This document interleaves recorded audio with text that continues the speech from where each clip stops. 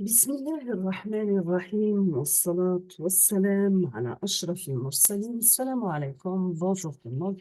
Aujourd'hui, on va voir ensemble la partie numéro 3, toujours le rappel des principaux résultats de la théorie du signal. Nous avons vu sur la vidéo précédente la série de Fourier. Aujourd'hui, on va voir ensemble la transformée de Fourier. Si vous avez un signal x de t qui n'est pas périodique, parce que la série de Fourier est utilisée uniquement pour les signaux périodiques, si on va travailler avec les signaux qui ne sont pas périodiques, on doit utiliser la transformée de Fourier. Donc, si nous avons un signal x de t qui n'est pas périodique, c'est le cas pour tous les signaux physiquement réalisables, nous ne pouvons plus le décomposer en série de Fourier, donc c'est la première impression, bien sûr. Cependant, nous pouvons toujours considérer qu'il est toujours périodique, mais de période plus en plus élevée. Donc, voici un exemple. Si vous avez un signal de forme rectangulaire périodique, sa décomposition en série de Fourier, c'est un signal euh, sous forme de sinus cardinal. La même chose si on aura toujours la même fonction rectangulaire, mais avec des périodes différentes. Donc, la transformée de Fourier, c'est une extension des séries de Fourier aux signaux non périodiques, c'est-à-dire transitoires. On va calculer la transformée de Fourier d'un signal pas à l'aide de la formule suivante. Donc, vous devez utiliser que x de f égale à l'intégrale entre moins l'infini à plus l'infini de x de f par exponentielle, moins g de pi f t df. Et pour x de t, sa transformée inverse est calculée par la formule suivante. Donc, c'est un calcul d'intégrale entre moins l'infini plus l'infini de x de f par exponentielle g de pi f t df. Maintenant, si on va parler pour le spectre d'énergie aux puissances, on doit utiliser les formules suivantes. Pour la puissance moyenne, qui est égale à 1 sur T0, à l'intégrale de moins T0 sur 2 jusqu'à T0 sur 2 de x carré dt, qui est égale tout simplement la somme des coefficients alpha n élevés au carré au module. La somme varie de moins l'infini à plus l'infini, sachant que x de t est périodique de période T0. Pour les signaux non périodiques, on doit utiliser l'énergie qui est égale à l'intégrale entre moins l'infini à plus l'infini de x carré de t dt, donc qui est égal à la même chose, domaine temporel, la même chose pour domaine fréquentiel, donc ça sera un intégral entre moins l'infini plus l'infini de x f élevé au carré df. X de t, il est non périodique et à énergie totale de x de t. Donc, voici un exemple. C'est à l'aide d'une fonction porte, on obtient son équivalent domaine fréquentiel sinus cardinal. Dans ce cas, x de f, ça sera la transformée de Fourier de x de t qui est égale à l'intégrale de moins l'infini à plus l'infini de x de t par exponentielle moins g de pi f t dt. T, c'est un réel, f, c'est un réel. Pour x de t, c'est la transformée de Fourier inverse de x de f. Donc, c'est un calcul d'intégrale de moins l'infini à plus l'infini de x de f par exponentielle plus g de pi f t df. La transformée de Fourier, comme toutes les transformations linéaires, elle est réversible. Autrement dit, c'est-à-dire la transformée de Fourier inverse de la transformée de Fourier de x de t, on obtient tout simplement x de t. Donc, voici comment on va tracer le spectre d'amplitude. Donc, c'est ce qu'on appelle, c'est le module de la transformée de Fourier. Et voici la représentation de notre spectre de phase, donc ce qu'on appelle l'argument de la transformée de Fourier.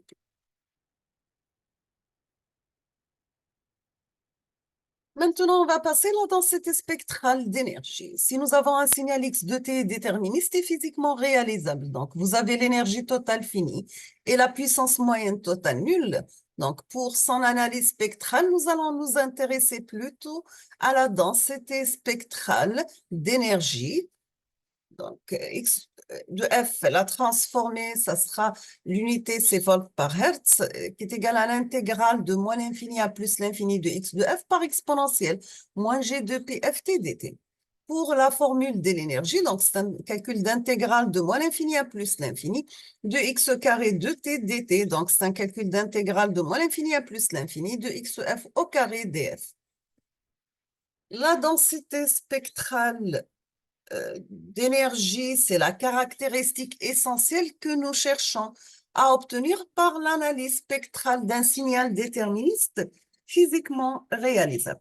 Elle représente la dispersion de l'énergie du signal par unité de fréquence.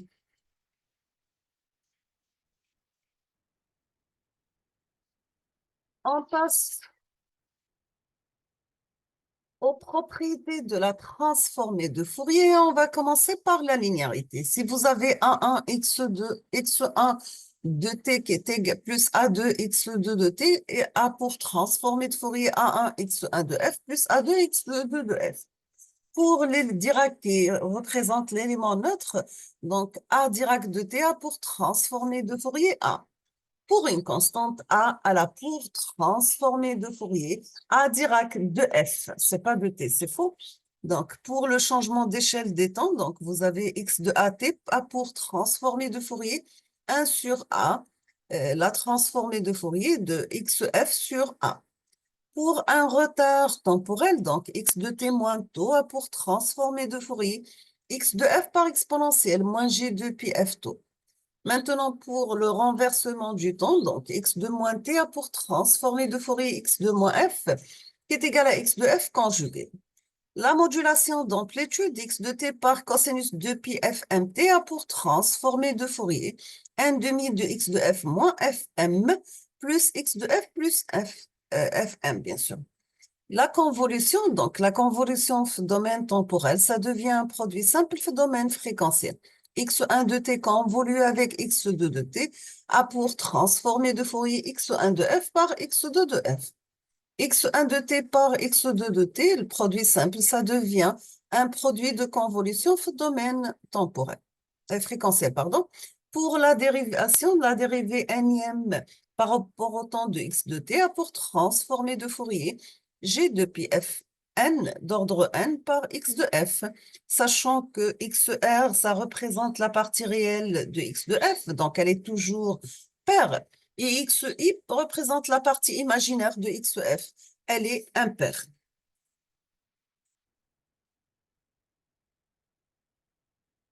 On va parler maintenant de la relation de Perceval. Donc, ce qu'on appelle bien, c'est la relation de conservation d'énergie. Dans le cas où les intégrales existent, nous avons toujours un intégral entre moins l'infini à plus l'infini de x de t élevé au carré dt égale à l'intégrale entre moins l'infini à plus l'infini de x de f élevé au carré df. La transformée de Fourier conserve l'énergie du signal.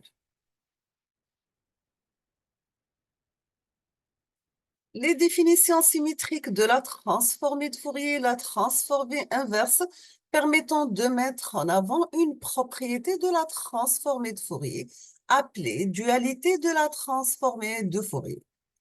Si vous avez x de t une fonction quelconque, donc sa transformée de Fourier est bien définie par x de f qui est égal à l'intégrale de moins l'infini à plus l'infini de x de t par exponentielle moins g de pi ft dt. Et x de t, ça sera un calcul d'intégrale entre moins l'infini à plus l'infini de x de f par exponentielle plus g de p ft df.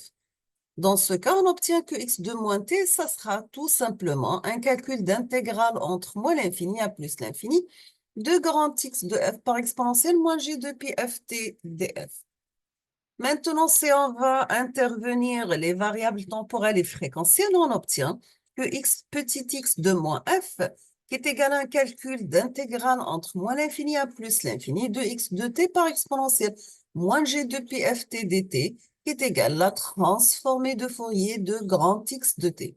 Donc, on aura, si vous avez petit x de t a pour transformer de Fourier grand x de f, tout simplement, on aura que grand x de t a pour transformer de Fourier petit x de moins f. Donc, voici comme on a vu déjà pour la linéarité A1 x1 de t plus A2 x2 de t a pour transformer de Fourier A1 x1 de f plus A2 x2 de f. Pour le décalage temporel, vous avez x de t moins t0 a pour transformer de Fourier exponentielle moins g2 pi f t0 et x de f. Nous avons que l'amplitude AF ne change pas et la phase est modifiée de moins g2 pi f t0. Pour le décalage fréquentiel, donc vous avez exponentielle plus g2 pi f0t x de t a pour transformée de Fourier x de f moins f0. Le changement d'échelle, donc vous avez x de at a pour transformée de Fourier 1 sur a, x de f sur a. La contraction dans le domaine temporel, c'est-à-dire si vous avez a supérieur ou égal à 1, correspond à la dilatation dans le domaine fréquentiel et inversement. Pour la dérivation, donc la dérivée de x de t par rapport à t, on obtient tout simplement g de pi fx de f. L'intégration, si vous avez p la x de t, la primitive de x de t, px de t a pour transformée de Fourier 1 sur g de pi fx de f.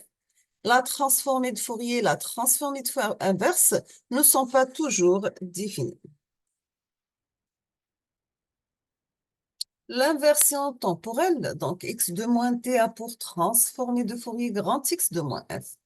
Conjugaison complexe, x conjugué de t a pour transformée de Fourier grand x conjugué de moins f.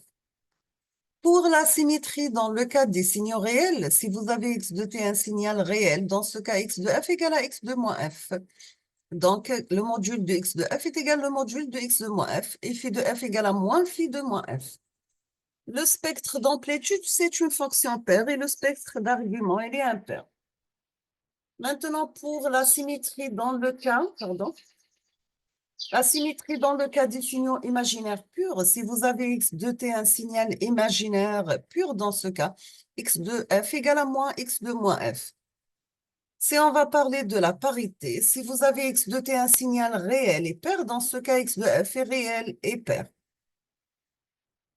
Si vous avez x de t un signal réel et impair, dans ce cas, sa transformée de Fourier, ça sera imaginaire pur et impair.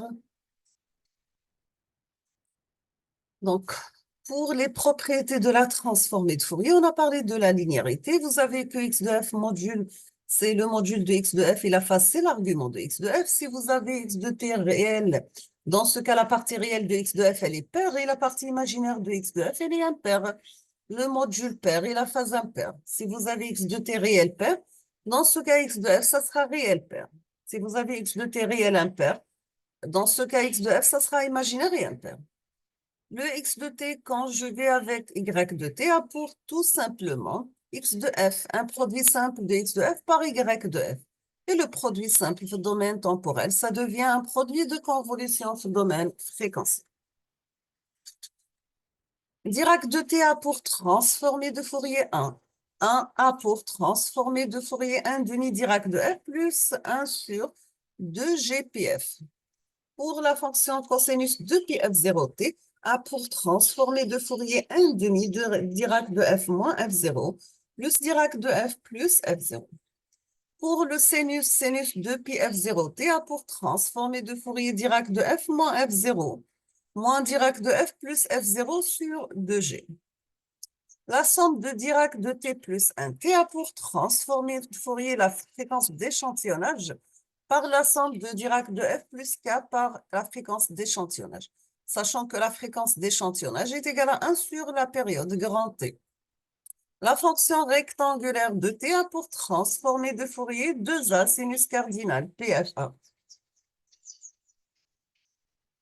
Voici des exemples de Euler transformé. Donc, vous avez soit la fonction porte qui a pour transformer de Fourier sinus cardinal, la fonction triangulaire a pour transformer de Fourier sinus cardinal au carré, exponentiellement alpha t a pour transformer de Fourier un exponentiel décroissante aussi, 2a sur a au carré plus f au carré. La même chose pour exponentielle moins alpha t a pour transformer de Fourier la racine de pi sur a exponentielle moins f au carré sur 4a. Si vous avez 1 plus cosinus oméga 0t, on aura un sinus cardinal. Le sinus cardinal a pour transformer de Fourier la fonction porte, ainsi de suite. Voici la représentation des signaux flottants. Donc, vous avez un signal périodique et sa représentation de domaine fréquentiel, ça devient la suivante. Voici un autre exemple, toujours avec un autre signal, domaine temporel, et sa représentation domaine fréquentiel. Donc, vous avez domaine temporel, le temps en secondes, domaine fréquentiel, la fréquence en hertz. La même chose pour ce signal de forme de série de fonctions rectangulaires qui a pour fonction représentation du domaine fréquentiel en fréquence.